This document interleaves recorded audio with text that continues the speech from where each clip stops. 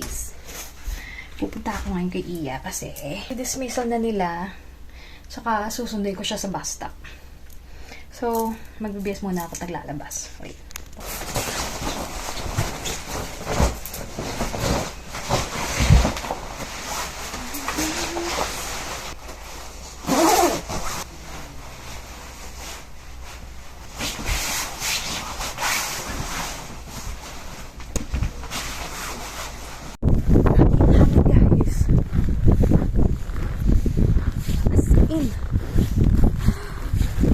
Super.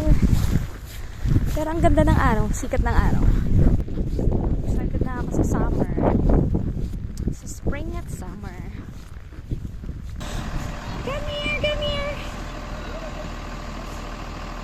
Good afternoon. How's school? Good. Good. Let's go. Ping is not here Why? because she is sleeping. Where's my glasses? What? Where's my glasses? Glasses agad? Later at home. Ha? Later. Yep. Andito na si Iya. So, uwi na kami. And excited na siya sa eyeglass niya. Careful! Hello, pretty!